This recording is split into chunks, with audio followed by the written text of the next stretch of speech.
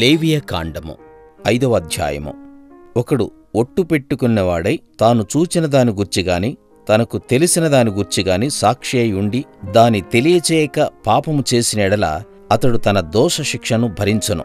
మరియు ఒకడు ఏ అపవిత్ర వస్తువునైనను ముట్టిన యెడల అది అపవిత్ర మృగ కళేబరమే గాని అపవిత్ర పశు కళేబరమే గాని అపవిత్రమైన ప్రాకుడు జంతువు కళేబరమే గాని అది అపవిత్రమని తనకు తెలియకపోయినను అతడు అపవిత్రుడై అపరాధి అగును. మనుషులకు తగులు అపవిత్రతలలో ఏదైనను ఒకనికి తెలియకుండా అంటినెడల అనగా ఒకనికి అపవిత్రత కలిగినెడల ఆ సంగతి తెలిసిన తరువాత వాడు అపరాధి అగును.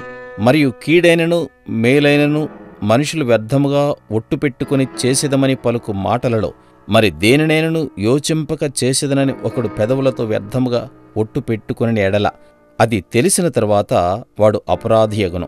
కాబట్టి అతడు వాటిలో ఏ విషయమందైనను అపరాధి అగునప్పుడు ఆ విషయమందే తాను చేసిన పాపమును ఒప్పుకొని తాను చేసిన పాప విషయమై యెహోవా సన్నిధికి మందలో నుండి ఆడు గొర్రెపిల్లనే గాని ఆడు మేకపిల్లనే గాని పాప పరిహారార్థ బలిగా అర్పింపవలెను.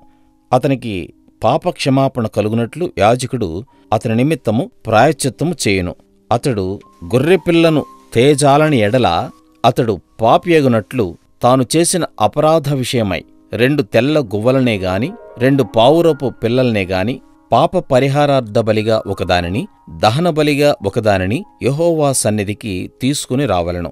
అతడు యాజకుని యొద్దకు వాటిని తెచ్చిన తరువాత అతడు పాప పరిహారార్థమైన దానిని మొదట అర్పించి దాని మెడ నుండి దాని తలను నులమవలెను గాని దాని ఉడతీయకూడదు. అతడు పాప పరిహారార్థ బలి పశురక్తంలో కొంచెము బలిపీఠము ప్రక్కను ప్రోక్షింపవలెను. దాని రక్తశేషమును బలిపీఠమడుగున పిండవలెను. అది పాప పరిహారార్థ బలి. విధి చొప్పున 2వ దానిని దహనబలిగా అర్పింపవలెను. అతడు చేసిన పాపం విషయమై యాజకుడు అతని నిమిత్తము ప్రాయశ్చిత్తము చేయగా అతనికి క్షమాపణ కలుగును. 2 తెల్ల గువ్వలైనను 2 పావురపు పిల్లలనైనను తనకు దొరకని ఎడల పాపము చేసినవాడు తూమెడు గోధుమ పిండిలో 10వ వంతును పాప పరిహారార్థ బలి రూపముగా తేవలెను.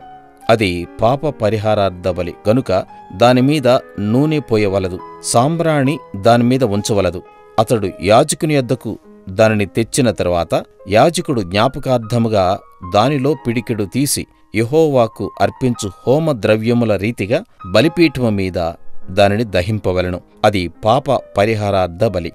పై చెప్పిన వాటిలో దేని విషయమైనను పాపము చేసిన వారి నిమిత్తము యాజకుడు ప్రాయశ్చిత్తము చేయగా అతనికి క్షమాపణ కలుగును. దాని శేషము నైవేద్య శేషము వలె యాజకునిదగును. మరియు యెహోవా మోషేకు ఇలాగు సెలవిచ్చెను. ఒకడు యెహోవాకు పరిశుద్ధమైన వాటి విషయంలో పొరపాటున పాపము చేసిన యెడల తాను చేసిన అపరాధమునకు నీవు ఏర్పరచు వెలచొప్పున పరిశుద్ధమైన తులముల విలువగల నిర్దోషమైన పొట్టేలును మందలో నుండి అపరాధ పరిహారార్థ బలిగా యెహోవా యొద్దకు వాడు తీసుకుని రావలెను. పరిశుద్ధమైన దాని విషయంలో తాను చేసిన పాపం వలని నష్టం నిచ్చుకుని దానితో 5వ వంతు యాజకునికి ఇవ్వవలెను. ఆ యాజకుడు అపరాధ పరిహారార్థ బలియగు పొట్టేలు వలన అతని నిమిత్తము ప్రాయశ్చిత్తము చేయగా అతనికి క్షమాపణ కలుగును. చేయకూడదని యెహోవా ఆజ్ఞాపించిన వాటిలో దేనినైనా చేసి ఒకడు పాపి అయిన ఎడల అది పొరపాటున జరిగినను అతడు అపరాధి అయి తన దోషమునకు శిక్ష భరించును. కావున నీవు ఏర్పరిచిన వెలచొప్పున మందలో నుండి నిర్దోషమైన పొట్టేలను అపరాధ పరిహారార్థ బలిగా అతడు యాజకుని యొద్దకు తీసుకుని రావలెను. అతడు తెలియకయే పొరపాటున చేసిన తప్పును గూర్చి యాజకుడు అతని నిమిత్తం ప్రాయశ్చిత్తము చేయగా అతనికి క్షమాపణ కలుగును.